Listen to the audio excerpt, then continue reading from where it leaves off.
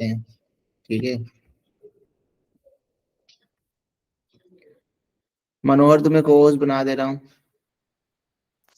Okay sir.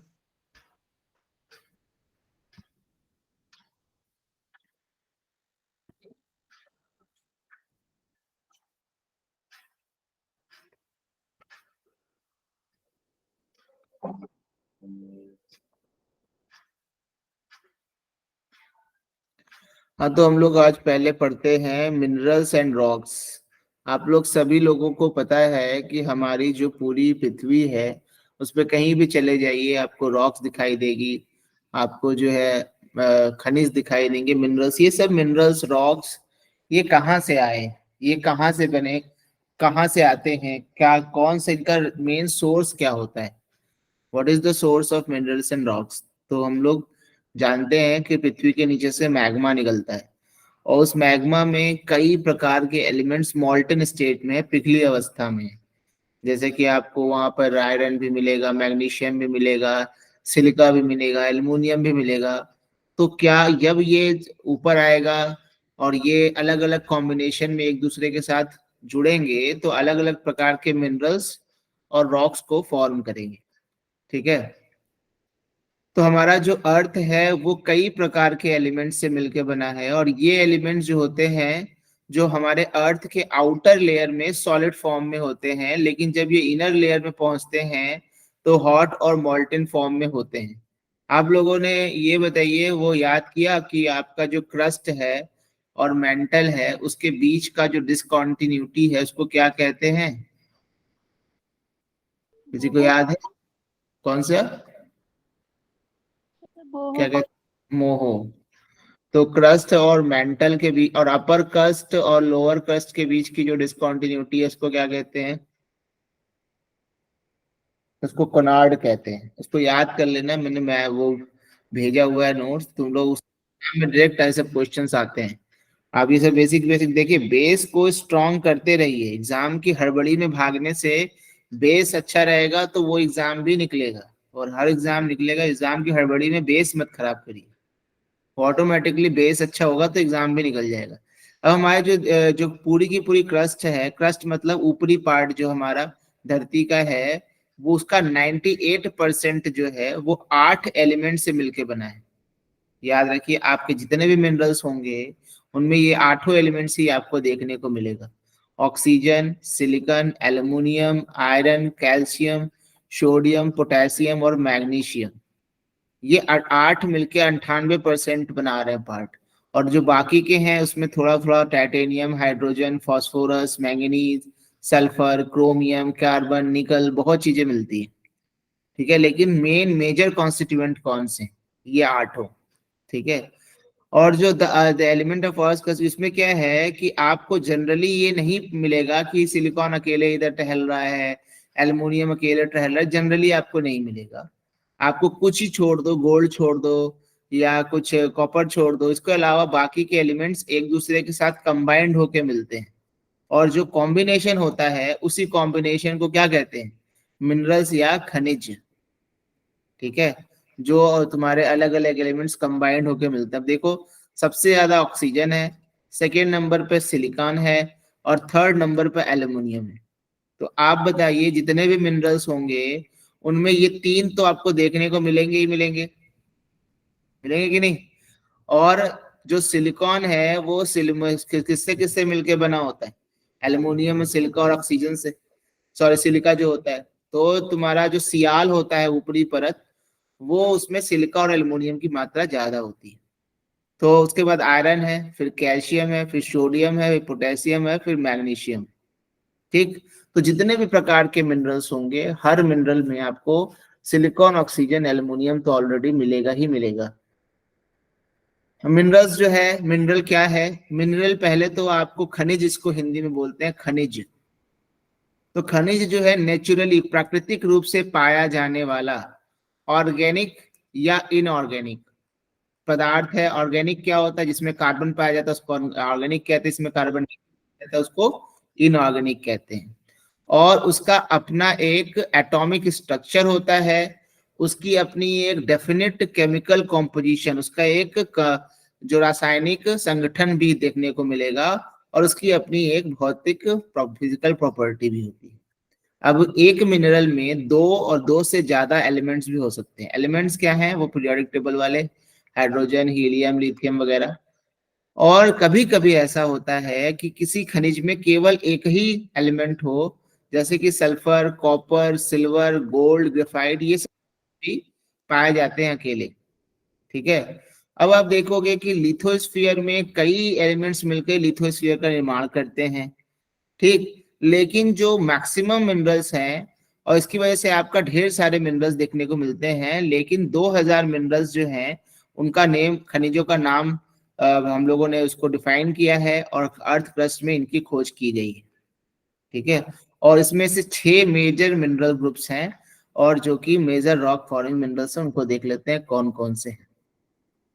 अब ये जितने भी मिनरल्स हैं वो हॉट मैग्मा से आते हैं, और जब मैग्मा ठंडा होता है तो वो सॉलिड बनते हैं, अलग अलग प्रकार का क्रिस्टल का रूप लेते हैं और मिनरल जैसा देखने को हमें मिलता है। और हमें अलग अलग प्रकार के मिनरल्स देखने को मिलते हैं।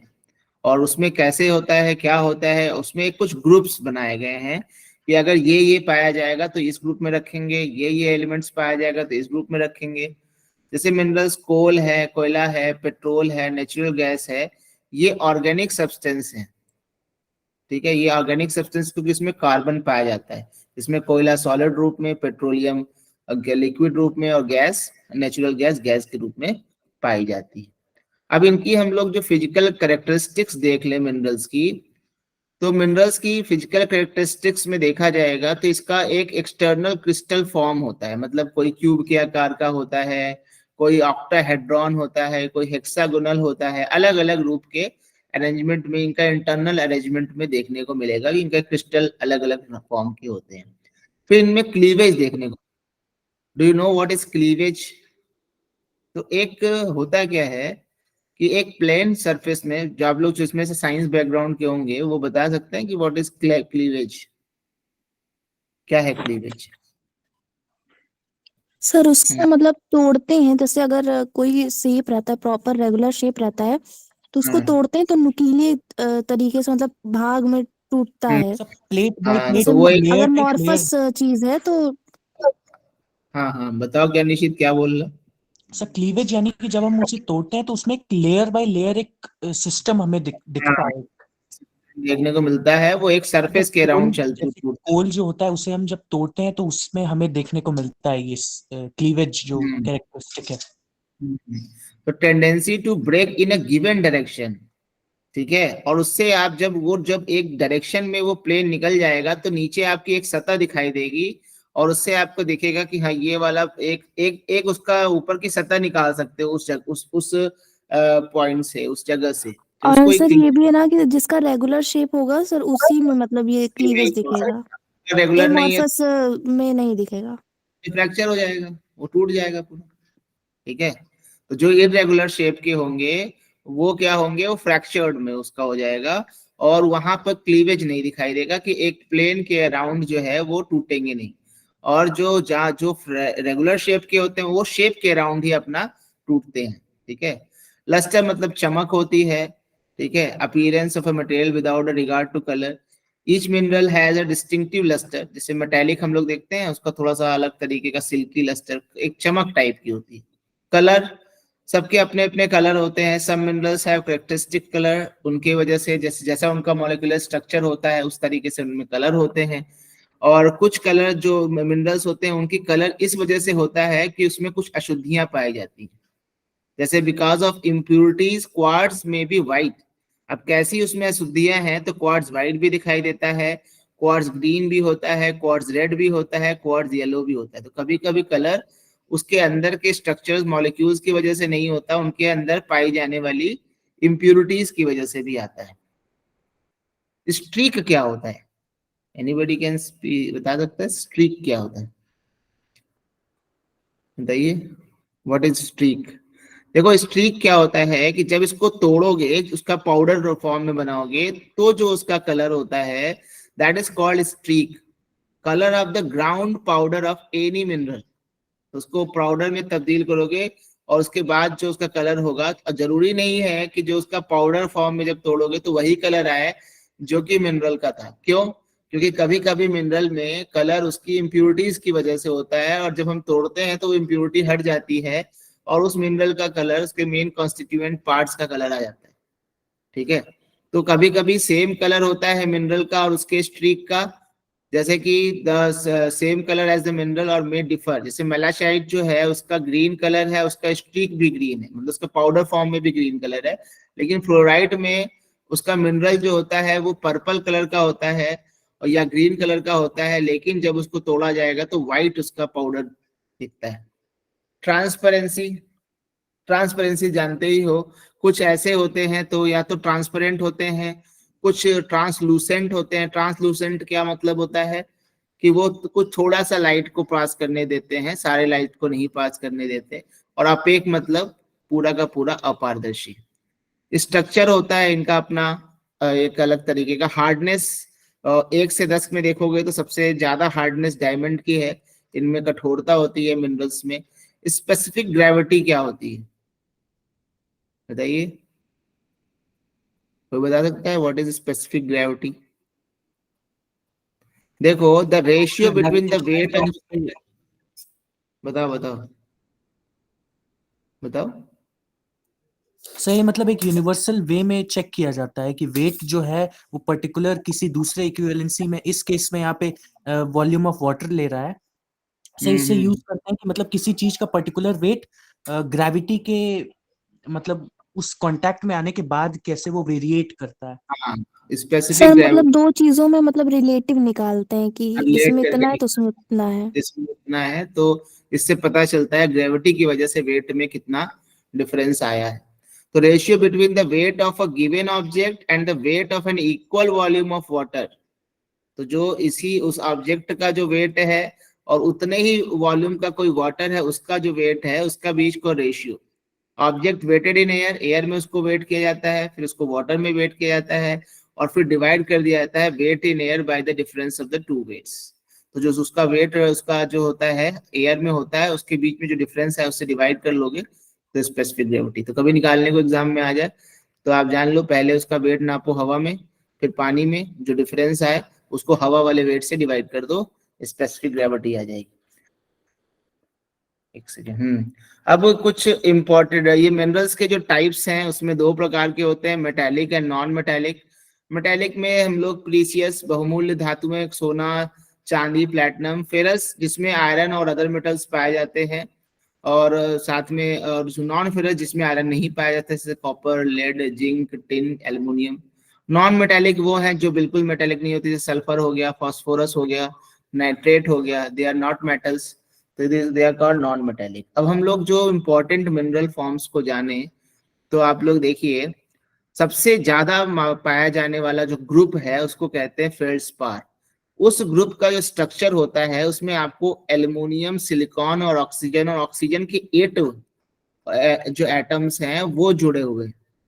तो इस तरह का जो स्ट्रक्चर होता है उसको फेल्डस्पार कहते हैं। उसमें यहाँ पर या पोटेशियम हो जाएगा, या सोडियम हो जाएगा, या कैल्शियम हो जाएगा, लेकिन ये तीनों सेम रहेंगे। तो silicon and oxygen are common element in all types of feldspar, and उसके साथ सोडियम, पोटेशियम, कैल्शियम, एल्युमिनियम ये बदलते रहेंगे, और इसकी वजह से अलग अलग फेल्डस्पार की वैरायटी मिलती रहती है। तो क्रस्ट में सबसे ज्यादा मात्रा में पाया जाने वाला जो खनिज है वो है फेल्डस्पार। ठीक है, उसका एक स्ट्रक्चर है, इसको फेल्डस्पार ग्रुप कहते हैं। इसका कलर भी बदलेगा, इसमें पोटेशियम लगाओगे तो अलग कलर आएगा, सोडियम लगाओगे तो अलग कलर आएगा, कैल्शियम लगाओगे तो अलग कलर आएगा। तो कहीं सैल्मन पिंक, कहीं क्रीम आएगा, कहीं पिंक आएगा कलर। और ये सिरेमिक और ग्लास मेकिंग इंडस्ट्री में यूज होता है। उसके बाद आता है क्वार्ट्ज। ये जो है इसमें सिलिकॉन होता है, SiO2 होता है। इट इज वन, मतलब SiO2 रिपीटिंग यूनिट होता है, उसके साथ बदलता रहता है बाकी चीज। और ये जो है सैंड और ग्रेनाइट में पाया जाने वाला सबसे इंपॉर्टेंट घटक है। ग्रेनाइट में भी और सैंड में भी ये पाया जाता है। इसमें सिलिका का बना होता है। ये it is hard material, virtually ये पानी में घुलनशील नहीं होता है। ठीक है, ये या तो व्हाइट होगा या तो कलरलेस होगा, और इसका इस्तेमाल रेडियो और रडार में होता है। ये देखो यही सब पीसीएस में क्वेश्चन आते हैं, रेडियो एंड रडार में इसका यूज होता है और it is one of the most important component of granite. फिर आता है पायरोक्सिन। यहाँ पर तुम एक्स और वाई जो देख रहे हो, इसमें एक्स में calcium, aluminium, magnesium, iron, silica वगैरह कुछ भी हो सकता है, और वाई में क्रोमियम वगैरह छोटे छोटे एलिमेंट्स हो सकते हैं। बाकी इसका जो फॉर्म है SI, इसमें भी सिलिकॉन होगा, बस स्ट्रक्चर अलग रहता है। इसमें भी तुमको सिलिकॉन, एल्युमिनियम, ऑक्सीजन मिलेगा, इसमें भी सिलिकॉन, एल्युमिनियम, ऑक्सीजन मिलेगा, बट स्ट्रक्चर अलग है। तो ये जो है हमारे जितने भी अर्थ क्रस्ट है उसके 10% हिस्से में पाया जाता है, और मेटेओराइट्स जो होते हैं उनमें ये कॉमनली देखने को मिलता है। इसका कलर ग्रीन होता है या ब्लैक होता है। फिर आता है एम्फीबोल। ये जो है इसमें X7S, इसमें भी X का मतलब यही एल्युमिनियम, कैल्शियम, आयरन, मैग्नीशियम, ठीक है। और जो है इसमें SiO2, उसमें देखो OH भी आ रहा है, हाइड्रोजन भी आ रहा है, थोड़ा हाइड्रेटेड टाइप का है। तो इसलिए जो हमारे अर्थ क्रस्ट के 7% हिस्से में पाया जाता है, ये भी ग्रीन या ब्लैक कलर का होता है। ये एस्बेस्टस इंडस्ट्री में यूज होता है, और इसी का एक रूप है हॉर्नब्लेंडे। ये भी एक इम्पोर्टेंट पॉइंट है, हॉर्नब्लेंडे जो है एम्फीबोल्स का यूज रूप है। देखो पढ़ाई थोड़ी रिलैक्स मोड में हमेशा करनी पड़ती है। हम हमेशा भागने वाले मोड में आ जाते हैं, एग्जाम आ जाता है, लेकिन थोड़ा सा रिलैक्स मोड करने से हमें चीजें समझ में आती है थोड़ी। मीका तो हम लोग जानते हैं, अभ्रक, इसका बहुत ही वो था, कॉम्प्लेक्स स्ट्रक्चर था, फॉर्मूला था, इसलिए मैंने लिखा नहीं। और इसमें जो है potassium, aluminium, magnesium, iron, silica, ये तो पाया ही जाएगा सिलिका। और ये तुम्हारे अर्थ क्रस्ट का 4% होता है, और ये जो है it is commonly found in igneous and metamorphic, 2 प्रकार की रॉक्स में पाया जाता है। ये इलेक्ट्रिकल इंस्ट्रूमेंट्स बनाने में यूज होता है। मीका की प्रॉपर्टी बहुत इंपॉर्टेंट है, इसलिए ये तुम्हारा इलेक्ट्रिकल इंस्ट्रूमेंट में यूज होता है। हमारे यहाँ, हाँ बताओ सर, ये टूथपेस्ट में भी यूज होता है क्या सर मीका? होता होगा, मेनली इलेक्ट्रिकल इंस्ट्रूमेंट में यूज होता है, टूथपेस्ट का नहीं चाहिए। टूथपेस्ट का एनसीईआरटी में ही होता पढ़ा है है सर, होता है। होता है। Yes sir. अमित बताइए, टूथपेस्ट में यूज होता है क्या मीका? अब नहीं यूज होता है, पहले होता है। पहले होता था, अब नहीं होता। तो मीका जो है stable when exposed to, actually Amit ji जो है वो डेंटल सर्जन डॉक्टर ही है, तो इसलिए पूछ लिया उनसे। तो यहाँ पर जो है ओलिविन जो है मैग्नीशियम और आयरन और सिलिकॉन, ऑक्सीजन मिलके बना हुआ है। इसमें मैग्नीशियम और आयरन की मात्रा होती है, और ये ज्वेलरी में यूज होता है, ठीक है। ये ग्रीनिश क्रिस्टल है, और ये बसाल्टिक रॉक में पाया जाता है। और इनके अलावा भी आपको और भी मिनरल्स देखने को मिलेंगे, chloride, calcite, magnetite, hematite, bauxite, barite, ये सब भी थोड़े थोड़े हर रॉक में। ऐसा नहीं कि सारी रॉक में यही मिनरल पाए जाते हैं। रॉक्स देखो, रॉक्स जो होती हैं कई मिनरल से मिलके बनी होती है, और मिनरल्स जो होते हैं वो कई एलिमेंट से मिलके बने होते हैं। तो एक ही रॉक में आपको फेल्डस्पार भी देखने को मिल सकता है, क्वार्ट्ज भी देखने को मिल सकता है, मीका भी देखने को मिल सकता है, एंड आपका बॉक्साइट वगैरह भी देखने को, हेमेटाइट वगैरह भी देखने को मिल सकता है। यही चीज के 6 प्रकार इंपॉर्टेंट है। रॉक्स क्या हैं हम लोग जानते ही हैं, कई मिनरल्स मिलके जो चट्टान बनाते हैं। कई मिनरल जब मिल जाते हैं तो चट्टान का रूप लेते हैं। और एक जैसे इसमें ये अलग अलग प्रकार की होती है, कोई रॉक बहुत हार्ड होगी, कोई सॉफ्ट होगी, और इनके कलर भी अलग अलग होते हैं। जैसे ग्रेनाइट एक हार्ड रॉक है, और सोप स्टोन एक सॉफ्ट रॉक है। गैब्रो जो है वो ब्लैक है, तो क्वार्ट्जाइट जो है वो मिल्की वाइट है। और रॉक्स जो है उनका अपना कोई डेफिनेट कंपोजिशन नहीं होता है। जैसे मिनरल का अपना एक डेफिनेट कंपोजिशन होता है कि इतना एल्युमिनियम मिलेगा, इतना सिलिकॉन मिलेगा, इतना ऑक्सीजन, ऐसा नहीं है। जैसे कि पत्थर के टुकड़े मिला दो कितने भी, तो एक तरीके से मलबा बन जाता है। उसी तरीके से रॉक उनका एक कॉम्पैक्ट फॉर्म होता है, तो इनका कोई डेफिनेट कंपोजिशन नहीं होता। इंपॉर्टेंट है, देखिए सब चीजें।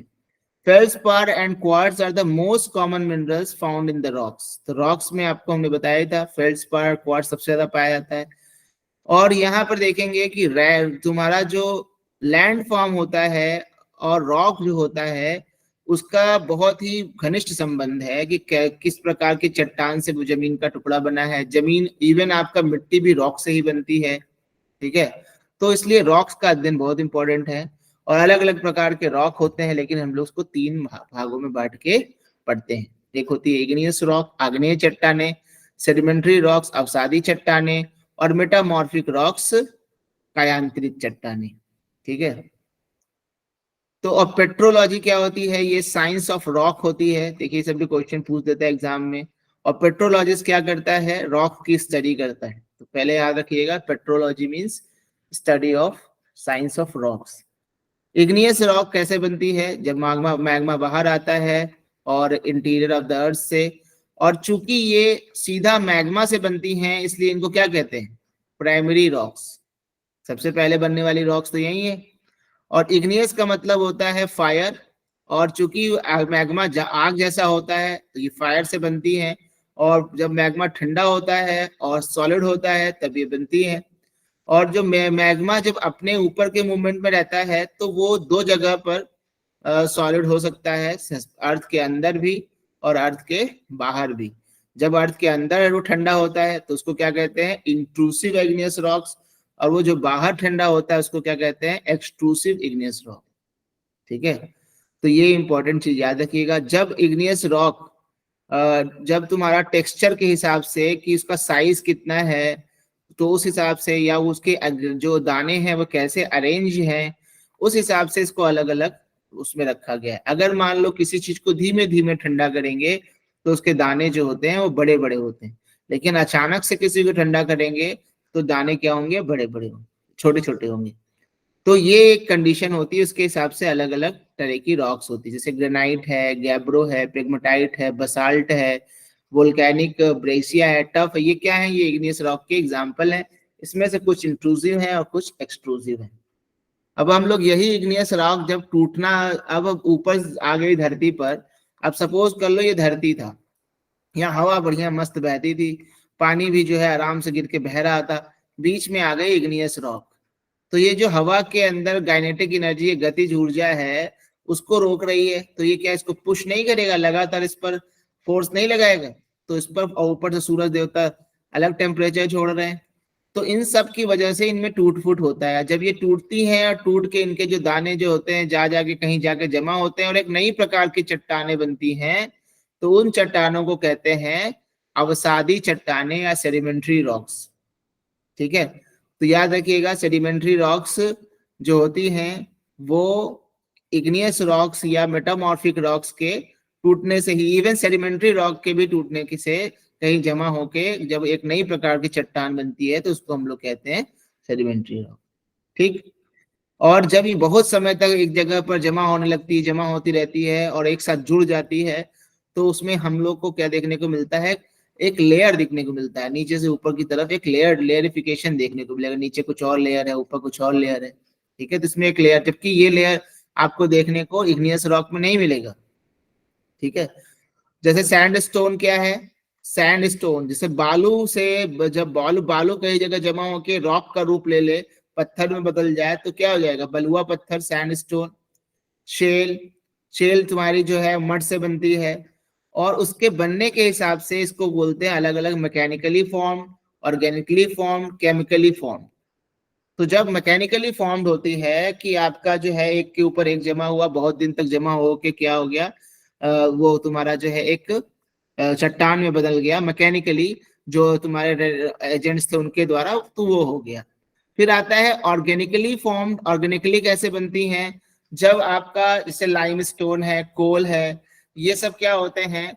ये ऑर्गेनिजम्स के ऑर्गेनिजम्स, जैसे मान लो पेड़ पौधे हैं, पत्तियां हैं, उनके मलबे जो होते हैं, या कोई जानवर मर गया, वो बहुत दिनों तक उसके ऊपर एक दूसरे करके जब एक नया रूप ले लेती हैं तो वो बन जाती हैं ऑर्गेनिकली फॉर्म। और केमिकली, जो केमिकली रिएक्शन से चेंज होके बनती है। तो सेडिमेंट्री रॉक केमिकल रिएक्शन से कैसे टूटेगा? जब तुम्हारा केमिकल रिएक्शन किसी चीज में होगा तो भी वो ब्रेकिंग होगा, ब्रेक होके वो एक जगह जमा होगा, तो उससे, या केमिकल रिएक्शन से वो एक दूसरे से कॉम्पैक्ट हो जाएगा। तो इस तरह से 3 तरह से आपका सेडिमेंट्री रॉक बनता है। मेटामॉर्फिक तो आपको समझ में आ ही रहा होगा। मेटा मतलब चेंज करना, ठीक है, और सॉरी मॉर्फ मतलब किसी चीज को चेंज करना। और चेंज किसको कर रहे हैं? जो तुम्हारा ऑलरेडी रॉक्स हैं वो रॉक्स चेंज हो रही, किसकी और चेंज कर कौन रहा है, या तो प्रेशर या तो टेम्परेचर या तो दोनों। प्रेशर, वॉल्यूम और टेम्परेचर में अगर किसी में बदलाव आएगा तो उसका शेप भी बदलेगा। आप लोगों को पता है आज हम लोग जिस चट्टानों को एकदम सॉलिड देखते हैं, बड़े बड़े घर बन सकते हैं, अगर उसको 1000 किलोमीटर नीचे ले जाकर देखोगे तो ये क्या उसी रूप में रहेगा कि जो तुम लोग जो है मिट्टी के रूप में एकदम उस तरह का एकदम विस्कस टाइप का मैग्मा में कन्वर्ट हो जाएगा। तो एक बहुत भारी सी चट्टान भी टेम्परेचर में आकर क्या बदल जाती है, लिक्विड फॉर्म में आ जाती है, या उसमें विस्कस फॉर्म में आ जाती है।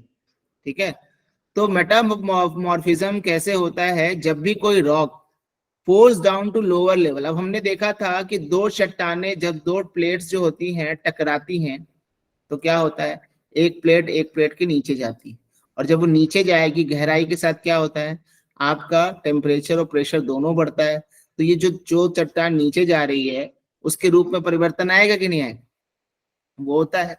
अब इसमें इन प्रोसेस में क्या होता है, और नीचे से मैग्मा निकल रहा है, और गर्म मैग्मा जब इसके पास पहुंचेगा तो इसको गर्म करके इसके रूप को बदल देता है। ठीक है, तो इससे क्या होता है कि जो रॉक होता है उसका रूप चेंज, और बहुत सालों बाद जब ऊपर की परत हट गई तो ये रॉक एक ऊपर बाहर आ गई और हम लोग को एक मेटामॉर्फिक रॉक दिखाई दी। तो मेटामॉर्फिक प्रोसेस क्या है कि ऑलरेडी कॉन्सोलिडेटेड रॉक, जो ऑलरेडी बनी हुई चट्टान है, वो एक नया रूप लेती है, नए क्रिस्टल के फॉर्म पे आती है और एक नए प्रकार के रॉक में तब्दील हो जाती है। ठीक है, और मैकेनिकल डिसरप्शन से भी हो सकता है। इसके देखो दो प्रकार होते हैं, एक कॉन्टैक्ट मेटामॉर्फिज्म, एक रीजनल मेटामॉर्फिज्म। ये क्या होता है, देखो एक होता है नीचे से मैग्मा आ रहा है और ये हमारी जो है चट्टान जो है उसमें ये मैग्मा के कांटेक्ट में आ रही है, तो क्या करेगा गर्म मैग्मा, इस चट्टान को गर्म प्रदान करेगा, इसके रूप को बदलेगा तो चट्टान का रूप बदल जाएगा। दूसरा होता है कि वो मैग्मा के उसमें तो नहीं आ रही है, लेकिन वो नीचे जाने की वजह से उसका प्रेशर और टेम्परेचर ये क्या हो रहा है, चेंज हो रहा है। तो अगर हल्का सा प्रेशर टेम्परेचर चेंज हुआ तो स्लेट बना, कोई रॉक उस फिलाइट बना, फिर सिस्ट बना, फिर नीच बना और मिग्मेटाइट। तो अलग अलग प्रकार की मेटामॉर्फिक रॉक बनती हैं, डिपेंड करता है कि उसको कितने प्रेशर और टेम्परेचर मिला। ज्यादा प्रेशर ज्यादा टेम्परेचर मिलेगा तो अलग प्रकार की बनेगी, और कम मिलेगा तो कम प्रकार की बनेगी। तो और चट्टान भी कौन सी है, स्लेट हर चट्टान से नहीं बनेगा, जो शेल टाइप की चट्टान होगी वही स्लेट में तब्दील होगी, और नीश जो होता है वो ग्रेनाइट टाइप की चट्टान से बनता है। ठीक है, ये देखो तुम्हारा टेम्परेचर दिखा रहा है 100 degree centigrade, 200 degree centigrade, 300 degree centigrade. तो कॉन्टैक्ट मेटामॉर्फिज्म में बताया ही दिया कि तुम्हें क्या होता है, कैसे होता है। ठीक, अभी देखो मेटामॉर्फिज्म में क्या होता है कि जो कुछ रॉक ग्रेन्स होते हैं या मिनरल्स होते हैं वो लेयर्स में, ऐसे लेयर्स के रूप में बन जाते हैं। ठीक है, तो इसको कहते हैं फॉलिएशन या लीनिएशन। जब आपकी चट्टान ऐसे बन रही है तो आपके कुछ मिनरल्स या उसके दाने एक लेयर का रूप ले रहे हैं, यहाँ दूसरे तरह के दाने, यहाँ दूसरे तरह के दाने, तो एक लेयर टाइप उसको कहते हैं फॉलिएशन। ठीक है, और समटाइम्स मिनरल्स और material different groups arrange into alternating thin to thick layer. अब मान लो ऐसे आया, कहीं थिन लेयर है कहीं थिक लेयर है, तो बैंडेड रॉक इसको कहते हैं। कहीं लेयर की मात्रा थिन है कहीं थिक है तो उसको कहेंगे बैंडिंग। तो एक होता है फोलिएशन, एक होता है बैंडिंग। तो दो प्रकार की रॉक्स होती है मेटामॉर्फिक्स। और इसमें देखोगे types of metamorphic rock depend upon original rock, कि कौन सी रॉक थी, कितना उसने टेम्परेचर झेल सकती थी, इस पे तो डिपेंड करेगा ना किस मटेरियल से ये बन रही है। और इसमें हमने दो बता ही दिया कि दो प्रकार की 2 मेजर रॉक ग्रुप्स बन सकते हैं, फोलिएटेड और नॉन फोलिएटेड। अब इसमें इंपॉर्टेंट देखो निसॉइड है, सिनाइट है, स्लेट है, सिस्ट है, मार्बल है, ये सब क्या है मेटामॉर्फिक रॉक। ये देखो ये फोलिएटेड दिख रही है तुमको और ये नॉन फोलिएटेड, इसमें देखो बैंड टाइप का दिख रहा है कि नहीं, तो ये फोलिएटेड है और ये क्या है नॉन फोलिएटेड। अब मेटामॉर्फिक रॉक जो है, जैसे कि सेल जो है वो किस में तब्दील होता है, स्लेट में, ये देखो क्वेश्चन आता भी है। ग्रेनाइट किस में तब्दील होता है, नीस में। लाइम स्टोन, अब मार्बल वाला क्वेश्चन तो बहुत बार आ चुका है, ये मार्बल एक मेटामॉर्फिक रॉक है कि सेडिमेंट्री रॉक है। अगर मार्बल जो है वो किससे बनी है, कौन सी सेडिमेंट्री रॉक से बनी है, तो लाइमस्टोन से बनी है। क्वार्ट्जाइट जो है वो सैंडस्टोन से बना है। ठीक है, तो ये इंपॉर्टेंट, ये आपको दो चार, कम से कम ये चारों का तो याद ही रखिएगा। ठीक है, कौन सा रॉक से किससे कौन बना है। ठीक, और रॉक साइकिल हम लोग देख लेते हैं। तो रॉक साइकिल कुछ भी नहीं है, बस ये है कि जैसे कि तुम्हारा ये इग्नियस रॉक हुआ, इस इग्नियस रॉक में टूट फूट हुई, और टूट फूट होने के बाद ये सेडिमेंट में तब्दील हुआ। ये सेडिमेंट एक जगह इकट्ठा हुआ, इसके ऊपर प्रेशर पड़ा, एक दूसरे से जुड़कर एक सेडिमेंट्री रॉक में तब्दील हो गया, और इसमें भी टूट फूट हुई, तो ये फिर वापस सेडिमेंट में बदला और फिर जमा होकर फिर सेडिमेंट्री रॉक में बदला। जब ये इसको हीट और प्रेशर मिला तो एक नए प्रकार के रूप का मेटामॉर्फिक रॉक बन गया, और इसको भी हीट और प्रेशर मिला तो इसने भी अपना रूप बदल दिया। तो मेटामॉर्फिक रॉक इससे भी बन सकती है और इससे भी बन सकती है, और इसमें भी टूट फूट हो सकती है, और इस टूट फूट से फिर एक नई सेडिमेंट्री रॉक बन सकती है। और ये सारे के सारे आइटम जब एकदम अंदर चले जाएंगे और मैग्मा के रूप ले लेंगे तो फिर एक नई रॉक की जन्म लेगी। तो एकदम हल्का सा बदलाव आए तो मेटामॉर्फिक रॉक में तब्दील होते हैं, पूरा पिघल के पूरा का पूरा नए रूप में आ जाए तो इग्नियस रॉक होती है। ठीक है, तो ये है रॉक साइकिल। रॉक साइकिल कुछ नहीं है, मैग्मा से इग्नियस रॉक बनना, इग्नियस रॉक से या तो सेडिमेंट्री रॉक बनना या मेटामॉर्फिक रॉक बनना, और मेटामॉर्फिक रॉक से भी सेडिमेंट्री रॉक बनना, और फिर इन सारी रॉक्स का अगर मैग्मा में जाकर वापस एक नए रॉक के रूप में लेके आएंगे तो फिर बन जाएगी इग्नियस रॉक। तो ये था आपका चैप्टर नंबर 5। अब हम लोग चैप्टर नंबर 6 को स्टार्ट करते हैं। समझ में आया बात? बहुत ही इजी चैप्टर है, कुछ है नहीं इसमें, बस रॉक्स का प्रकार याद रखना, एग्जाम्स में आते हैं। ठीक है, कौन सा रॉक कितना है, और बाकी तो नॉर्मल चीज जानते ही हो। अब हम लोग जरा लैंड फॉर्मेशन की तरफ चलते हैं, और ये भी चैप्टर बहुत कठिन नहीं है, इजी चैप्टर है। चैप्टर बहुत ज्यादा कठिन नहीं है, बस थोड़ा सा इंटरेस्ट के साथ पढ़िए और ढूंढिए। ये विजुलाइज करने के चैप्टर है। ठीक है, जितना विजुलाइज करोगे उतना समझ में आएगा। अब देखो कि भाई हम लोगों ने चट्टाने तो बना ली, नीचे से मैग्मा निकला और चट्टान बना, लेकिन अगर हमारी पृथ्वी लगातार चेंज हो रही है, लगातार डायनेमिज्म आ रहा है, तो फिर उसमें क्या हो रहा है, आपकी जो प्रोसेस है जियोमॉर्फिक प्रोसेस। जियो का मतलब क्या होता है? पृथ्वी। मॉर्फिक मतलब उसका सर रूप किसी बदल ने है। हैंड रेस किया है। कौन है इंटरेस्ट किया है? बताओ, बोलो भाई। अमित भैया। हाँ अमित बताओ। सर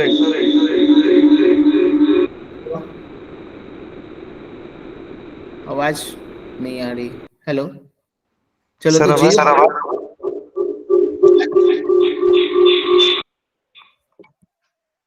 आवाज गूंज रही तुम्हारी। ठीक है, तो इसको मैसेज कर दो, जो भी चीज है तुम्हारी देख लेंगे। जियोमॉर्फिक प्रोसेस क्या है? What is geomorphic process? तो ये चीज जान लो कि जियोमॉर्फिक प्रोसेस का मतलब होता है कि जो भी आपके पृथ्वी के रूप रंग को बदल रहा है, उसी प्रोसेस को कहेंगे जियोमॉर्फिक प्रोसेस। तो जहां पर चट्टाने हैं, अब आखिर हमारा जो सरफेस है ऑफ अर्थ है वो अनइवन क्यों है? कहीं मैदान, कहीं पहाड़, कहीं पठार, ये क्यों है? इसके पीछे बल है, फोर्सेस हैं। दो तरह की फोर्सेस हैं, endogenic forces and exogenic forces. Endogenic एक बल जो पृथ्वी के नीचे अंदर काम कर रहा है, और दूसरा जो पृथ्वी के बाहर काम कर रहा है। ठीक है, जो अंदर काम कर रहा है उसको हम लोग जो इंटरनल एंडोजेनिक कहते हैं, जो बाहर कर रहा है उसको एक्सोजेनिक कहते हैं। ठीक है, ऐसा क्या है, क्यों है, क्या वजह है कि ये तुम्हारा इस तरह से काम कर रहा है? तो जो एक्शन ऑफ एक्सोजेनिक फोर्सेस हैं, जो बाहर की जो फोर्सेस हैं, उसकी वजह से क्या होता है?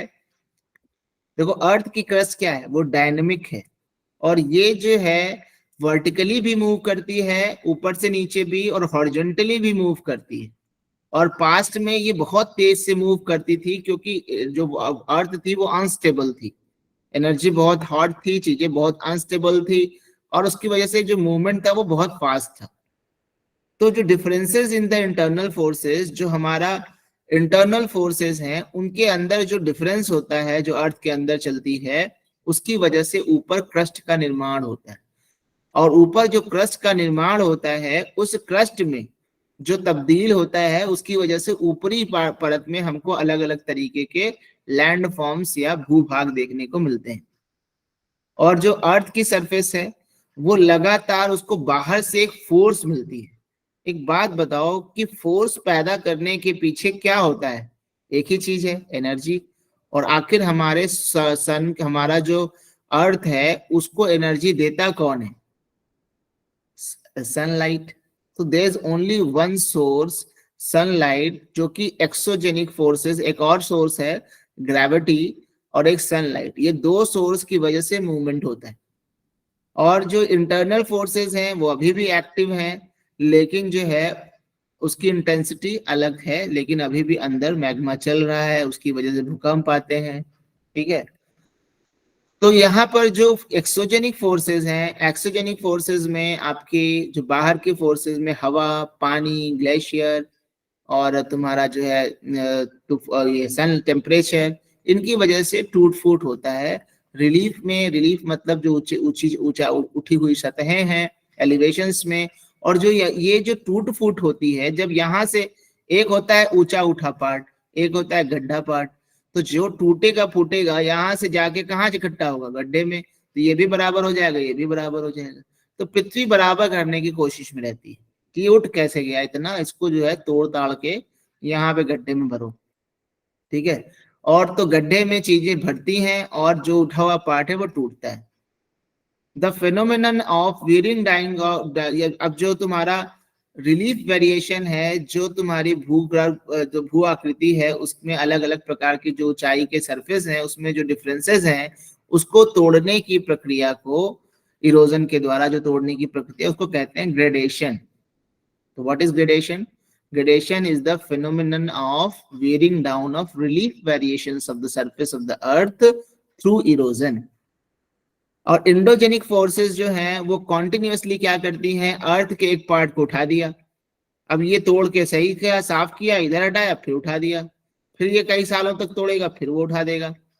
तो ये क्या करेगा? वो बार बार जो है अर्थ के कुछ पार्ट को उठा देगा, और जो है एक्सोजेनिक प्रोसेस जो है वो कभी भी अर्थ को एक बराबर करने में सफल ही नहीं होगी, क्योंकि जैसे ही उसने बराबर किया, समतल किया, वैसे ही क्या हो गया तुम्हारा जो है जैसे ही समतल किया वैसे ही फिर से उड़ गया।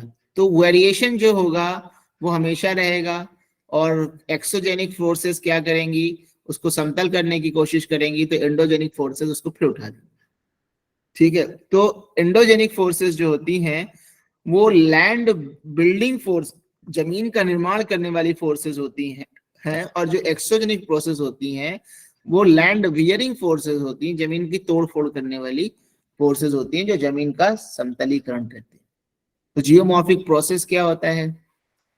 इंडोजेनिक और एक्सोजेनिक, जहां भी बल होगा, बल क्या करेगा? बल कहीं पर किसी भी एरिया पर अपना प्रेशर लगाएगा, तो पर यूनिट एरिया पर लगे हुए फोर्स को ही क्या कहते हैं? स्ट्रेस। तो उसकी वजह से फिजिकल स्ट्रेस होगा।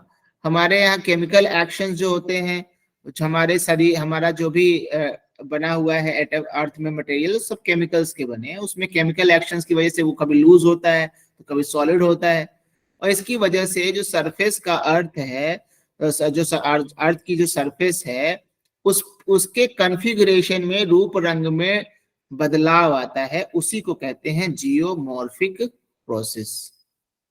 ठीक है, तो अब ये जो जियोमॉर्फिक प्रोसेस हैं, इसकी दो फोर्सेस हैं, endogenic process and exogenic. Endogenic में दो प्रकार के हैं, डायस्ट्रोफिज्म, वोल्केनिज्म, और एक्सोजेनिक में चार चीजें हैं mainly: weathering, mass wasting, erosion and deposition. ठीक है, इस फिगर में आपको और समझ में आएगा। तो जो डायस्ट्रोफिज्म क्या होता है? डायस्ट्रोफिज्म अभी हम बताएंगे क्या होता है। एक होता है कि जो पृथ्वी होती है वो अपवर्ड एंड डाउनवर्ड मूवमेंट करती है, ऐसे ऐसे भी थोड़ी मूवमेंट होती है। और एक होता है कि प्लेट्स आपस में टकरा रही हैं तो मूवमेंट हो रहा है, या प्लेट्स आपस में दूर जा रही हैं तो मूवमेंट हो रहा है। इसमें जो प्लेट्स के टकराने से जो मूवमेंट होता है वो उससे बनते हैं पर्वत, और जो इसके अपवर्ड एंड डाउनवर्ड जो मूवमेंट होता है हल्का फुल्का पृथ्वी का, उससे बनता है, उसको कहते हैं कॉन्टिनेंटल बिल्डिंग प्रोसेस। तो डायस्ट्रोफिज्म से या तो पर्वत का निर्माण होता है या तो कॉन्टिनेंट के महाद्वीप की जमीन का निर्माण होता है। और इसमें इंडोजेनिक में ये जो है धीमे धीमे होता है, ये सडन होता है और ये इसी से पैदा होता है। अर्थक्वेक चाहे वोल्केनो किसकी वजह से हो रहा है? क्योंकि प्लेट्स का मूवमेंट हो रहा है। एक्सोजेनिक में दो प्रकार के होते हैं, एक तोड़ता फोड़ता है और दूसरा उसको वहां से बहा कर ले जाता है, जो टूटा फूटा है। तो वे तोड़ने के लिए सीधा बल का प्रयोग कर दिया तो टूटा, या फिर कोई रिएक्शन करा दिया तो टूटा, या वहां पर घास वास उगा दिया या जानवर भेज दिया तोड़ने फोड़ने के लिए, तो कितना गड्ढा खोद देता है कुत्ता, वहां से बायोलॉजिकल वेदरिंग हो गई। और इसको जो टूट गया माल उसको कोई बहा कर ले जाएगा, इरोड करके ले जाएगा, तो आइस आ गई उठा के ले गई, रिवर वाटर आ गई तो उठा के ले गई, सी आ गया बहा कर ले गया, हवा आ गई उड़ा के ले गई। ठीक है, तो इस तरीके से ये सब क्या करते हैं, एक जगह तोड़ा जाता है, फिर उस तोड़ने के बाद उसको उठाकर ले जाया जाता है। इस तरह से हमारे पृथ्वी की आकृति बदलती रहती है। तो कोई भी ऐसा एलिमेंट जो क्या करेगा, जिसके पास ये क्षमता होगी कि वो अपने साथ किसी भी मैटर को उठाकर ले जाए, इधर से उधर लेकर जाए, उसको कहेंगे जियोमॉर्फिक एजेंट। ऐसा कोई भी एजेंट, ऐसे कोई भी घटक, ऐसा कोई भी नेचुरल इवेंट जो कि आपके जो हमारा अर्थ का मटेरियल है उसको एक जगह से दूसरे जगह ले जाने की क्षमता रखता है, उसको ही कहते हैं geomorphic agent. Water, ice, wind, ये सब है। और जब ये जो एलिमेंट्स होते हैं इनमें जब मूवमेंट आता है ड्यू टू ग्रेडियंट्स, ग्रेडियंट्स का क्या मतलब होता है, एक जगह हाई प्रेशर, एक जगह लो प्रेशर।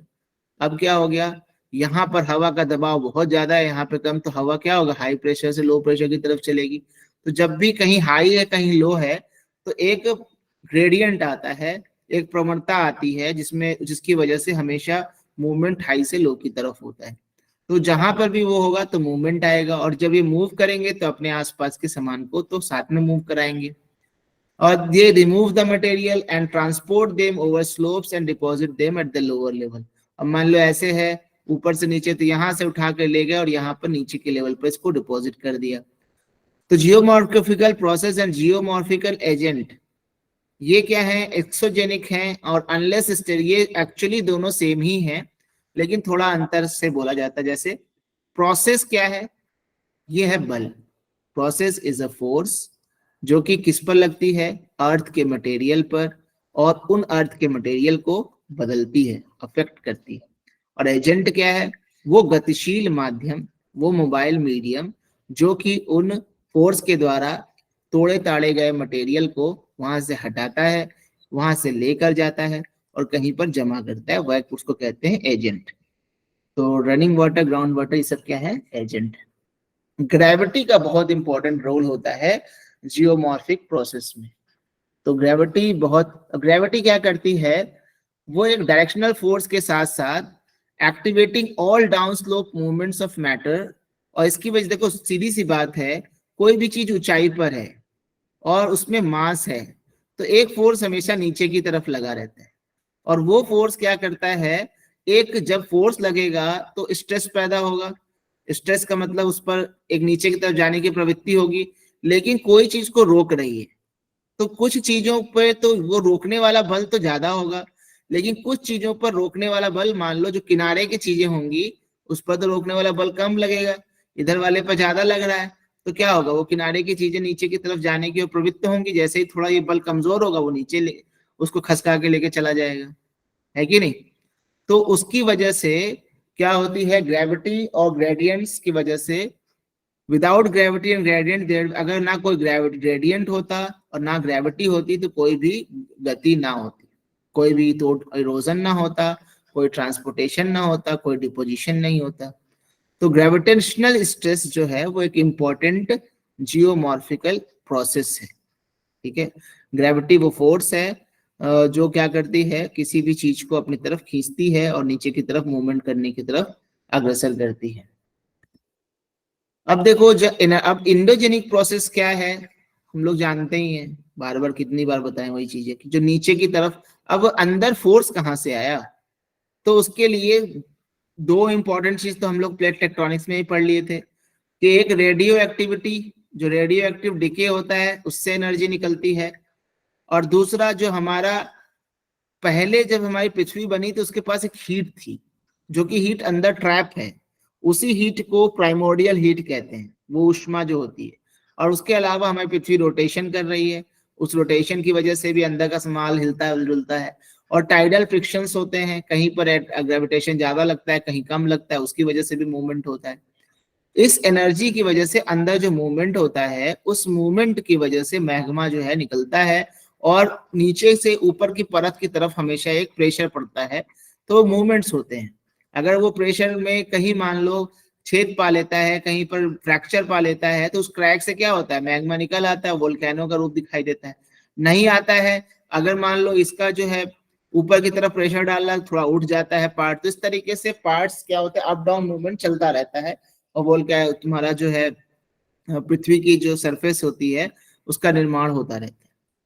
ठीक है, तो उसकी वजह से हमारे क्रस्ट का निर्माण होता है। ड्राइस्ट्रोफिज्म क्या होता है जो हम बता रहे थे, सारी वो प्रोसेसेस, ठीक है, वो सारी प्रोसेसेस, वो सारी प्रक्रियाएं जो क्या करती हैं, मूव करती हैं, एलिवेट मतलब उठाती हैं, या बनाती हैं किसको, portions of the earth crust, हमारे अर्थ के क्रस्ट के पोर्शंस को या तो मूव करती हैं, या तो उसको उठा देती हैं, या तो उसको बनाती हैं, उसका निर्माण करती हैं। ऐसी सारी प्रक्रियाओं को डायस्ट्रोफिज्म कहते हैं। इसमें आपका पर्वत निर्माण भी आएगा, इसमें आपका वोल्केनो भी आएगा, अर्थक्वेक भी आएगा, समझ में आ रहा है? तो वो सब डायस्ट्रोफिज्म में आता है। इसके 4 मेन प्रकार होते हैं। एक होता है पर्वत निर्माण, एक होता है महाद्वीपीय निर्माण, एक होता है अर्थक्वेक, और एक होता है प्लेट्स का आपस में टकराना, प्लेट टेक्टोनिक्स, प्लेट का मूवमेंट, उससे भी तो तुम्हारा निर्माण होता है। तो ये 4 प्रकार के प्रक्रियाएं होती हैं डायस्ट्रोफिज्म। अब इसका हिंदी में क्या होगा तुम देख लेना, हिंदी का हिंदी ही रहता होगा। तो ओरिजिनिक प्रोसेस क्या होती है, जब भी 2 प्लेटें टकराती हैं तो पर्वतों का निर्माण होता है, या 2 प्लेटें दूर भी जाती हैं तो ज्वालामुखी के रूप में यहाँ पर कुछ पर्वत की का निर्माण होता है। अब बताइए वो पर्वत श्रृंखला का नाम जो कि तुम्हारा पर्वतों के दूर जाने से, सॉरी प्लेटों के दूर जाने से बनी है, बता सकते हैं आप? बताइए कौन सी वो पर्वत श्रृंखला है, बहुत लंबी पर्वत श्रृंखला, बताइए भाई, पढ़ा चुके हैं। माउंटेन होता है क्या? मिड ओशनिक रिज, उसके अंदर अटलांटिक के अंदर एक बहुत बड़ी पर्वत श्रृंखला है, 70,000 किलोमीटर लंबी, बताया था ना, वो पर्वतों की एक श्रृंखला ही है। वो वहां से लगातार लावा निकल रहा है। वो अगर पहाड़ के अंदर देखोगे तो वो लावा जम जम के अगल बगल पर्वत ही तो बनाएगा, बनाएगा कि नहीं बनाएगा? तो वो है मिड ओशनिक रिज, ठीक है। और बाकी तो हर जगह जहां पर यूरेशियन प्लेट और इंडियन प्लेट टकरा रही, हिमालय बन गया। जहां पर अफ्रीकन प्लेट और यूरोपियन प्लेट टकरा रही, वहां कौन सा बना? अफ्रीकन प्लेट इधर टकराई, यूरेशियन प्लेट इधर टकराई, कौन सा बने? यूरोपियन प्लेट, बताइए। अफ्रीकन प्लेट और कॉकेशस बना, एटलस बना, बहुत से बने, आल्प्स बना, ठीक है।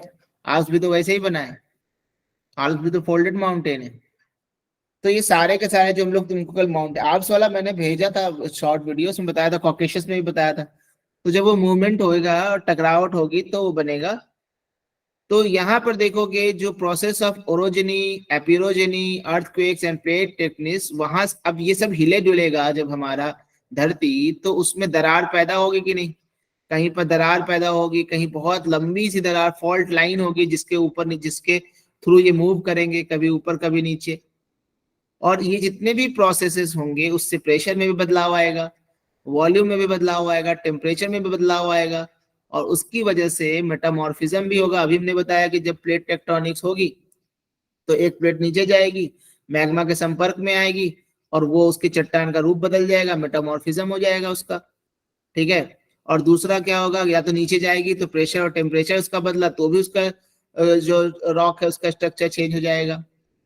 तो इससे क्या होगा, मेटामॉर्फिज्म भी होगा और तो वो भी होगा। ओरिजिनी और एपिरोजेनी में क्या डिफरेंस होता है, इसमें जो तुम्हारी क्रस्ट होती है, जब दो टकराएंगी प्लेट तो फोल्ड बनेगा कि नहीं, दो एक बीच में फोल्ड फोल्ड टाइप का ऐसा माउंटेन बनेगा, फोल्डेड माउंटेन्स, तो बहुत ज्यादा फोल्ड बनेगा और यहाँ पर बहुत हल्का डिफॉर्मेशन होगा, क्योंकि ये बहुत सडन मूवमेंट नहीं होता, टकराव नहीं होता, वो स्लाइड मूवमेंट होता है, अप एंड डाउन मूवमेंट। तो इसमें जो है उतना ज्यादा आपको डिफॉर्मेशन, हल्का सा बस थोड़ा सा उठा दिखाई देगा ऐसे कर, बहुत ज्यादा नहीं होगा। वहां पर तो ऐसे ऐसे ऐसे करके, और ये माउंटेन बनाने की प्रोसेस है और ये कॉन्टिनेंट बनाने की प्रोसेस है। वोल्केनिज्म तो हम लोग जानते ही है। एक्सोजेनिक प्रोसेस, एक्सोजेनिक प्रोसेस की जो एनर्जी होती है वो मेनली सन से आती है, और दूसरा एनर्जी जो है वो आती है स्लोप से। तो अगर मूवमेंट के लिए या तो स्लोप होगा तो ग्रेविटी मूव कराएगी, या तो सन के द्वारा पैदा की हुई बारिश, हवा, ये सब चीजें हैं, इसकी वजह से मूवमेंट होगा। तो इसकी वजह से एक्सोजेनिक प्रोसेस होता है। तो जो ग्रेविटेशनल फोर्सेस होती हैं वो जितने भी अर्थ के मटेरियल्स होते हैं उनको नीचे की तरफ खींचती हैं, और जब वो नीचे की तरफ खींचती हैं तो उन सब पर एक स्ट्रेस पड़ता है नीचे की तरफ, और जो उनके किनारों पर जो स्ट्रेस पड़ता है, जो उनको, अब सपोज करो एक ऐसी चट्टान है स्लोप पे, ठीक बोलो, अब यहाँ पर एक इस पर ऊपर की तरफ ये जो फ्रिक्शन का फोर्स है ऊपर की तरफ लग रहा है, ये तुम्हारा ग्रेविटी उसको नीचे की तरफ लगा रही है, तो यहाँ पर एक जो अपोजिट डायरेक्शन का एक स्ट्रेस पैदा हो रहा है कि इधर नीचे की तरफ एक ऊपर की तरफ। जब नीचे वाला ज्यादा होगा तो ये वाली परत को नीचे की तरफ खींच लेगा, इसको क्या कहते हैं, शियर स्ट्रेस, सेपरेटिंग फोर्सेस, जो कि तुम्हारा जो है किनारों पे लगता है। उस स्ट्रेस की वजह से जो ये ऊपर वाला पार्ट होता है उसके अंदर जो टूटने की प्रवृत्ति होती है, उसी को, उसकी वजह से यहाँ पर टूट फूट होती है, नीचे की तरफ ब्रेक होके वो जाती। हाँ सर कुछ पर कह ये रहे टॉर्क होता है। हाँ सर ये टॉर्क होता है ना जो ऐसे कोने पे लगता है, शियर फोर्स तो वो होता है जो दो परतों के बीच में लगता है ना सर, स्ट्रेस जो आता है वो। तो दो परतों के बीचों बीच जो आता है, एकदम दो परतों के बीच में ही आता है, लेकिन यहाँ पर तुम देखोगे ध्यान से, stress is produced by a solid bye pushing और पुलिंग। अब यहाँ पर देखोगे कि दो परत, this induces deformation, forces acting along the faces of earth materials are shear force stresses। अब ये shear stress भी तो सेपरेट कर रहा है ना। अब तुम ध्यान से देखोगे ये टॉर्क भी वैसे ही काम करता है। अब shear force देखो, यहाँ पर एक मटेरियल है, अब एक फोर्स जो यहाँ लग रही है इसके किनारों पर, वो उसको क्या कर रही है, नीचे की तरफ ढकेल रही है, लेकिन एक जो यहाँ पर फोर्स लग रही है जो कि इसको रोकने की कोशिश कर रही है, वो दोनों अपोजिट है कि नहीं, वही तो shear stress है। और क्या है यहाँ पे, इसका भी तो लग रहा है एक ऊपर की तरफ फोर्स। मेनली सिंपल सा जानो, ग्रेविटी नीचे खींच रही है और उसकी वजह से ये जो नीचे के किनारे की जो परत है, वो परत जो है जब वो नीचे की तरफ जाने की प्रवृत्ति रखेगी, टूटेगी, that is called stress, that is called force, उसकी वजह से वो टूटेगा। और ये शियर स्ट्रेस की वजह से एंगुलर डिस्प्लेसमेंट होता है, स्लिपेज होता है, उसके जो है ऊपर का जो परत होता है, या तो यहाँ पर देखोगे शियर स्ट्रेस तो यहाँ भी लग सकता है इस जगह पर, एक सेकेंड, ये देखो ये है, अब ये नीचे की तरफ जाना चाहता है, ये ऊपर की तरफ जाना चाहता है, अब तो यहाँ शियर स्ट्रेस लगेगा कि नहीं लगेगा, ये यस लगेगा लगेगा sir. It is called shear stress. तो इसकी वजह से स्लिपेज होता है, इसके वजह से वो नीचे की तरफ खसकेगा। अब इसके अलावा एक तो ग्रेविटी खींच रही नीचे, उसकी वजह से स्ट्रेस पैदा हो रही है, और दूसरा आपका मॉलिक्यूलर स्ट्रेस भी होता है।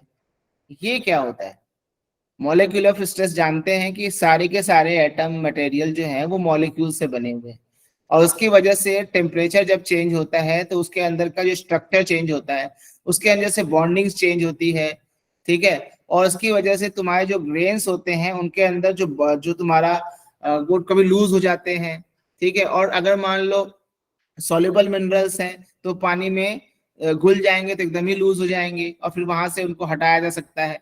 और या तो इससे तो ये जो तुम्हारा मॉलिक्यूलर स्ट्रेस है, मॉलिक्यूल में टेम्परेचर के बदलने की वजह से, प्रेशर के बदलने की वजह से अंदर जो चेंजेस आ रहे हैं वो भी तो उसको ढीला करेंगे और तोड़ने में मदद करेंगे। एक तो ग्रेविटी है, एक साथ में आपका मॉलिक्यूलर स्ट्रेस है, और इसके अलावा ये जितने भी क्लाइमेट और ये जितने भी चीजें हैं वो अलग अलग क्लाइमेटिक रीजन पर ये अलग अलग तरीके से व्यवहार करेंगे। कहीं टेम्परेचर ज्यादा है तो मॉलिक्यूलर स्ट्रेस भी ज्यादा है, कहीं टेम्परेचर कम है, कहीं बारिश ज्यादा है तो बारिश अंदर जो घुस के मॉलिक्यूल के साथ अलग अलग तरीके की क्रियाएं करेंगी, कहीं बारिश कम है। तो डिपेंड करता है कि कहाँ पर कौन सा, कहीं जहां बारिश ज्यादा नहीं है, ड्राई कंडीशन है, टेम्परेचर ज्यादा है, वहां टेम्परेचर ग्रेडियंट ज्यादा हो जाएगा। तो ये सारे के सारे जो एक्सोजेनिक जियोमॉर्फिक प्रोसेस हैं जो कि स्ट्रेस पैदा कर रहे हैं, वो मेनली कर क्या रहे हैं, करना क्या चाहते हैं, वो उस परत को वहां से हटाना चाहते हैं। That is called denudation. कि जो ये परत है, जो चट्टान है, इसकी ऊपरी परत जो सबसे पहले एक्सपोज है सनलाइट के, वाटर के या तुम्हारे हवा के, वो उसको सबसे पहले हटाने की जो प्रक्रिया होती है, इस पूरी प्रक्रिया को डेनुडेशन कहते हैं। डेन्यूड का मतलब होता है उसको अनकवर करना, किसी को इंग्लैंड नॉर्मल से इस बात में नंगा करना इसको कहते हैं। डेन्यूड मींस स्ट्रिप ऑफ और टू अनकवर। वेदरिंग, इसके देखो 4 चीजें मेनली होती हैं। वेदरिंग तोड़ फोड़ करना है, मास वेस्टिंग, पूरा का पूरा जो है एक साथ पूरी की पूरी लैंड ही गिर गई, उसको मास वेस्टिंग मूवमेंट कहते हैं। इरोजन और ट्रांसपोर्टेशन, ये डेनुडेशन में 4 चीजें आती हैं। ठीक है, अब देखो वेदरिंग की वजह क्या होती है, या तो ग्रेविटी, या तो मोलिकुलर स्ट्रेस, या तो केमिकल एक्शन। केमिकल एक्शन और मोलिकुलर स्ट्रेस, 2 तरह से मोलिकुलर स्ट्रेस हो सकता है, टेम्परेचर की वजह से भी या केमिकल रिएक्शंस की वजह से भी। मास मूवमेंट केवल और केवल ग्रेविटी की वजह से होता है, पूरा का पूरा ग्रेविटी एक चीज को खींच लेती है। और इरोजन या ट्रांसपोर्टेशन, इन सब चीजों का वो हटेगा कब, जब वहां से कोई एनर्जी से चीज आएगी उसको वहां से हटा लेगी, उसको कहते हैं इरोजन या ट्रांसपोर्टेशन। तो ये इसके पीछे होती है काइनेटिक एनर्जी, इसके पीछे तुम्हारी हवा, ग्लेशियर्स वगैरह की अंदर जो काइनेटिक एनर्जी होती है वो इंपॉर्टेंट रोल अदा करती है। ये देखो यहाँ पर बारिश हुई, टेम्परेचर हुआ, यहाँ टूट फूट हुआ, फिर यहाँ से ये टूट फूट करके पूरा इरोजन हो गया, इसको यहाँ से हटाया गया, और ये हटा के यहाँ इधर डिपोजिशन हो गया। डिपोजिशन डेनुडेशन में आएगा कि नहीं आएगा, बताइए। नहीं सर। क्यों? सर डिपोजिशन तो मतलब इकट्ठा करेगा ना, डेनुडेशन तो मतलब हटाना। बहुत बढ़िया। तो डेनुडेशन जो है हटाना होता है और डिपोजिशन मतलब इकट्ठा करना होता है। तो डिपोजिशन कभी भी डेनुडेशन में नहीं आएगा, ये इंपॉर्टेंट पॉइंट है। तो अलग अलग तुम्हारे जो भी क्लाइमेटिक रीजन्स हैं या अर्थ सरफेस हैं उनका थर्मल ग्रेडियंट का मतलब टेम्परेचर का अलग अलग प्रकार। कहीं ज्यादा टेम्परेचर, अब बताओ 5 डिग्री सेंटीग्रेड, 5 डिग्री नॉर्थ और 30 डिग्री नॉर्थ, कहाँ पर सन की एनर्जी ज्यादा रहेगी, कौन से लैटिट्यूड पे? 5 डिग्री नॉर्थ या 30 डिग्री नॉर्थ, किस पर रहेगी? 5 डिग्री नॉर्थ। 5 degree north. तो 5 डिग्री नॉर्थ पे रहेगी। तो इसकी वजह से यहाँ पर जो थर्मल स्ट्रेस होगा वो कहीं ज्यादा होगा, यहाँ पर तुम्हारा वेदरिंग की प्रक्रिया भी ज्यादा होगी। तो लैटिट्यूडनल या सीजनल भी चेंज, मान लो मानसून के समय में आप देखते हो कि बहुत ज्यादा पर्वत गिरते हैं, क्यों? क्योंकि जो पानी बरसता है उसके में बहुत काइनेटिक एनर्जी होती है। तो ये जो एक्सोजेनिक प्रोसेसेस हैं वो अलग अलग रीजन में और अलग अलग तरह के मौसम में बदलते रहते हैं, और इनकी वजह से अलग अलग प्रकार का वेरिएशंस देखने को मिलता है। ठीक है, the density, type, the distribution of vegetation. अब मान लो एक सतह है जिसके ऊपर खूब पेड़ है या घास है, वनस्पति बहुत है, और एक सतह है जिसके ऊपर कोई पेड़ वेड़ नहीं है। अब हवा किस पर अपना प्रभाव ज्यादा दिखाएगी, किसको ज्यादा इफेक्ट करेगी, इसको या इसको? किसकी सतह को पहले तोड़ेगी? वाले पे।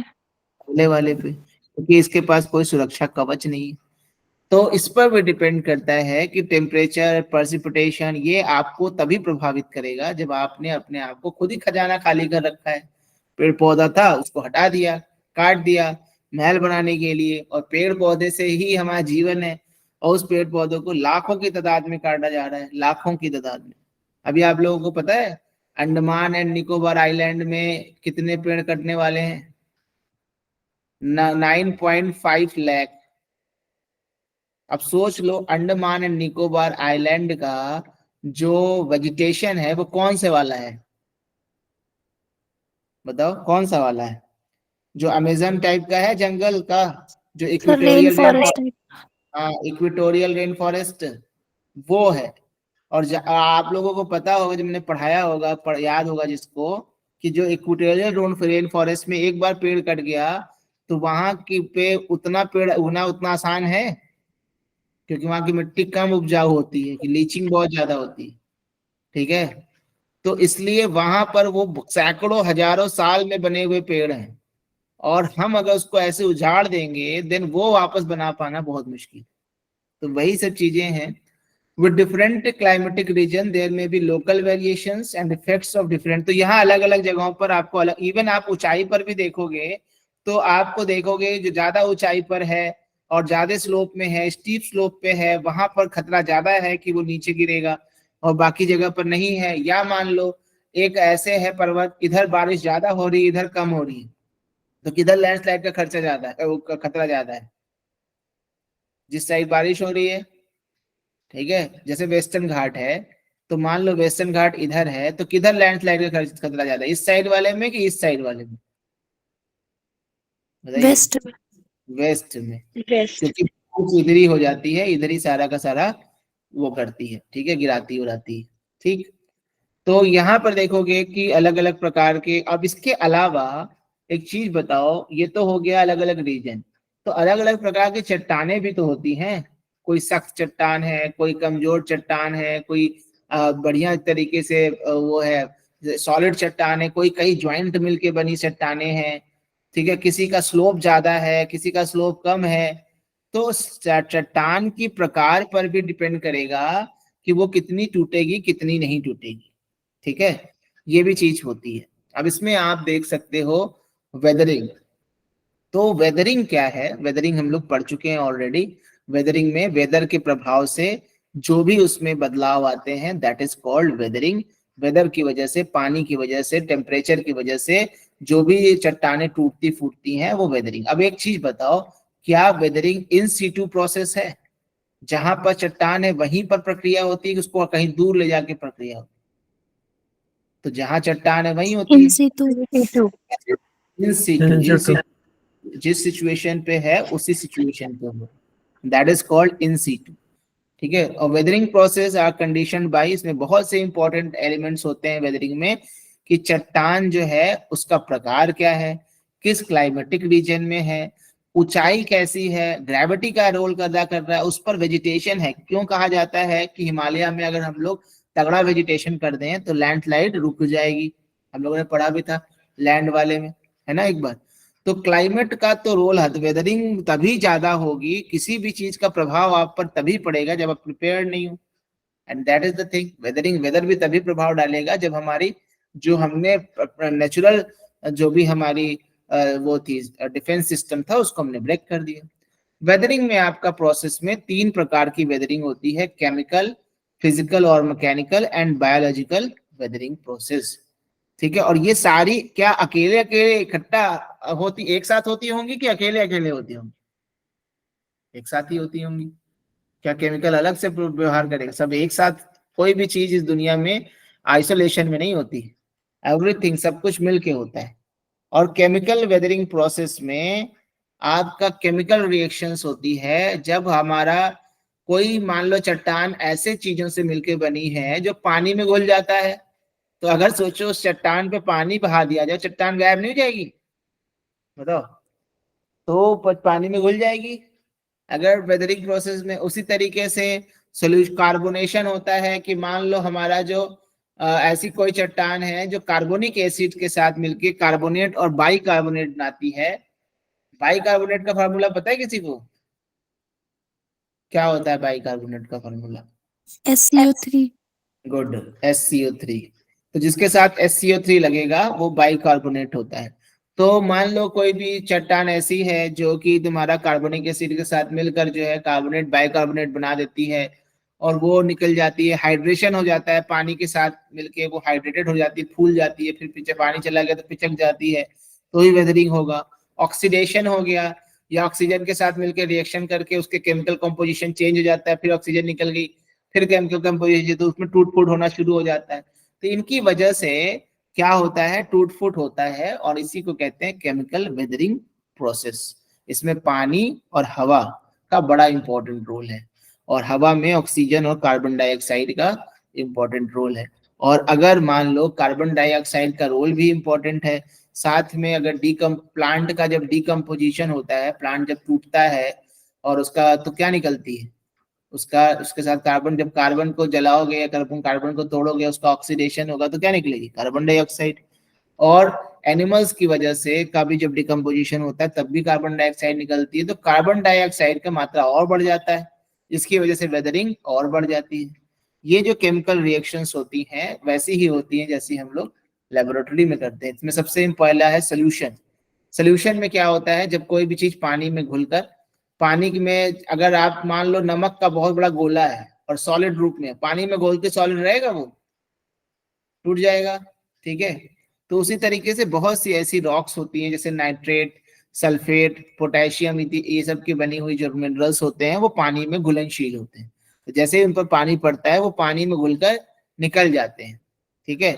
अब सोल्यूशन में जरूरी नहीं है कि पानी ही हो, पानी रूपी एसिड भी तो हो सकता है, ऐसा पानी जिसमें थोड़ा सा कार्बन डाइऑक्साइड मिला हो, कार्बोनिक एसिड हो, तो वो और भी उन रॉक्स को भी अपने अंदर घोल लेगा जो कि इस एसिड में घुल सकती थी। तो इनकी वजह से क्या होता है, ये सारे के सारे मटेरियल घुल के गायब हो जाते हैं। जैसे मिनरल्स हों, कैल्शियम कार्बोनेट और कैल्शियम या मैग्नीशियम बाइकार्बोनेट जो कि लाइमस्टोन में मौजूद होते हैं, वो उस पानी में घुलनशील होते हैं जिसमें कार्बन डाइऑक्साइड मिला हो, जिसको कार्बोनिक एसिड कहते हैं। तो वो जैसे ही ऐसा पानी उनके साथ मिलता है तो वो पूरी की पूरी लाइमस्टोन की रॉक जो है उनके साथ मिलकर चली जाती है, फिर कहीं जमा हो जाती है, और उस तरीके से। और आप देखोगे कि ऐसे एक चट्टान है ना, और उस चट्टान का ये बीच वाला हिस्सा चला गया, तो यहाँ क्या बन गई, गुफा बन गई कि नहीं बन गई, यहाँ खुल गया ये गुफा टाइप का फॉर्मेशन बन जाता है। कॉमन सॉल्ट जो है वो भी इसके लिए, इसमें इस तरीके का। कार्बोनेशन भी एकदम सेम वही है कि carbonation is the reaction of carbonate and bicarbonate with minerals and is common process helping the breaking down of feldspar and carbonate minerals. Carbon dioxide जो एटमॉस्फेयर का होता है या सॉइल एयर का होता है, जब पानी में एब्जॉर्ब किया जाता है तो कार्बोनिक एसिड बनता है जो कि एक वीक एसिड का काम करता है, और कैल्शियम कार्बोनेट और मैग्नीशियम कार्बोनेट इसमें घुल जाती हैं और उन सोल्यूशन से वहां से चली जाती हैं, हट जाती हैं, और जहां पर ये जगह हट जाती है उस चट्टान में एक छेद हो जाता है जिसको हम लोग गुफाएं कहते हैं, गुफा जैसा बन जाता है। हाइड्रेशन आप लोग पता ही होगा, किसी भी चीज में जब पानी मिला देंगे तो क्या होगा, हाइड्रेटेड हो जाएगा। तो मिनरल्स जब में पानी मिल जाता है तो हाइड्रेटेड हो जाते हैं, फूल जाते हैं, और उसकी वजह से उनका वॉल्यूम बढ़ जाता है। फिर जो है उसमें उसकी वजह से क्या होगा, फिर वो जब पानी निकल जाएगा तो पिचक जाएंगे। तो इस तरह इन सब क्रियाओं से क्या होगा, टूट फूट होगी, और टूट फूट की क्रियाएं कई बार होंगी तो ऊपर की जो परत होगी वो गायब हो जाएगी। ऑक्सीडेशन रिडक्शन भी एकदम सेम है, हम लोग बार बार इसको देखते ही आए हैं। इसके अलावा होता है फिजिकल वेदरिंग प्रोसेस। अब फिजिकल वेदरिंग प्रोसेस में तो केमिकल का वाला काम नहीं होगा, सीधा बल लगेगा। तो बल लगाएगा कौन, बल या तो ग्रेविटी लगाएगी, ठीक है, और या तो फिर जो है एक्सपेंशन फोर्स है, जैसे टेम्परेचर लगाएगा, गर्म कर देगा, या क्रिस्टल ग्रोथ, क्रिस्टल किसी का बड़ा हो जाएगा, उसके अंदर मान लो कोई कण फंसा हुआ है और वो जो है वो ज्यादा तेज फैल सिकुड़ रहा है, मान लो एक छेद है ऐसे करके, यहाँ पर एक छेद है बीच में, और इस छेद में पानी या कोई ऐसा क्रिस्टल जमा हो गया जो टेम्परेचर के साथ फैलता है और सिकुड़ता है। तो यहाँ पर भी इस परत को क्या करेगा, वो फोर्स लगाएगा उसमें, है कि नहीं। या एनिमल एक्टिविटी, एनिमल सीधा जो है एनिमल तोड़ ताड़ दिए उसको। Water pressure controlled by waiting and dry cycle. मान लो पानी कभी भर गया और फिर पानी जो है वो कभी ठंडा होकर कभी जम गया, कभी वो जो है पिघल गया, तो उसकी वजह से भी वहां पर फोर्स पड़ता है। तो many of these forces are applied both at surface and within different earth material. तो अलग अलग जगहों पर पड़ते हैं, और जब भी ये फोर्स पड़ेगा उससे क्या होगा, उससे टूट फूट होगा। तो ये सब साथ में क्या करते हैं, तोड़ते हैं।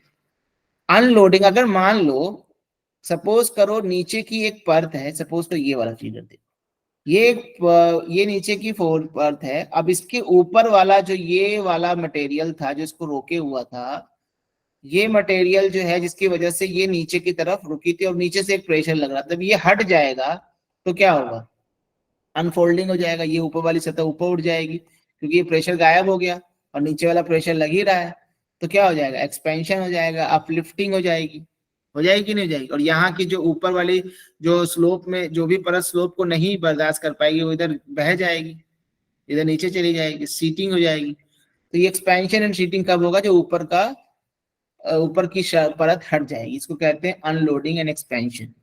Removal of overlying rock load because of continued erosion cause vertical pressure release, ठीक है, और उसकी वजह से ये चीजें होंगी।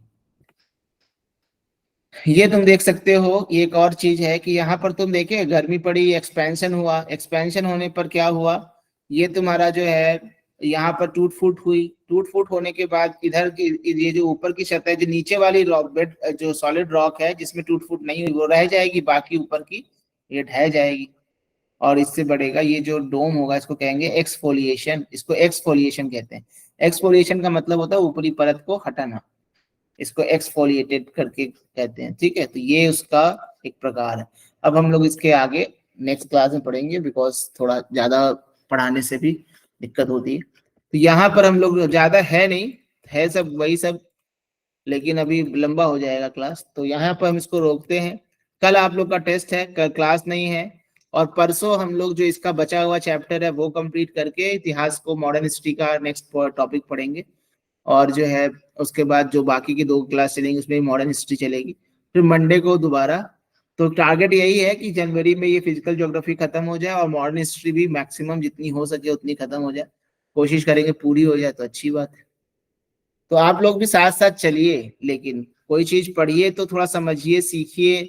अब फिजिकल ज्योग्राफी के तो आप लोग क्वेश्चन जैसे ये पढ़ते हैं, पढ़ने के तुरंत बाद घटना चक्र में क्वेश्चन ढूंढिए इसके, कहाँ पर ये सेडिमेंट्री रॉक वाला, इग्नियस रॉक वाला क्वेश्चन है, और तुरंत अभी की अभी क्लास में रात में ही इसको कर दीजिए, करके खत्म कर दीजिए, तो आपको प्रेशर नहीं पड़ेगा। ठीक है कल टेस्ट है, लेकिन टेस्ट होने का मतलब ये नहीं केवल टेस्ट ही पढ़ोगे, एग्जाम में केवल टेस्ट ही तो नहीं आएगा। टेस्ट तो मैं इसलिए ले रहा हूँ कि रिवाइज हो जाए, तैयारी हो जाए और सारा कुछ कर लो, लेकिन टेस्ट होने का मतलब नहीं केवल हम करंट अफेयर्स पढ़ रहे, ये बहुत गलत तरीका है पढ़ने का, डोंट डू दैट। टेस्ट केवल इसलिए होता है कि आप नॉर्मल तरीके से पढ़ते रहिए और टेस्ट में जाके जाइए, तो टेस्ट भी पढ़ लीजिए साथ में ये भी पढ़ते रहिए, क्योंकि केवल टेस्ट नहीं, वो नहीं आएगा करंट अफेयर्स आपका 30, और ये भी गारंटी नहीं है करंट अफेयर्स की कि आप पूरे क्वेश्चन कर पाओ। तो करंट के लिए आप अगर स्टैटिक को बलि दे रहे हो तो ये भी सही स्ट्रेटजी नहीं है। तो स्टैटिक को भी पढ़िए, करंट को टेस्ट हो तो 2 घंटा दे दीजिए, उससे ज्यादा नहीं, ठीक है। चलिए फिर कल टेस्ट होगा रात में 8 बजे। Bye bye. Thank you sir. जी भैया, प्रणाम भैया। नमस्ते। Thank you sir. Welcome. Thank you.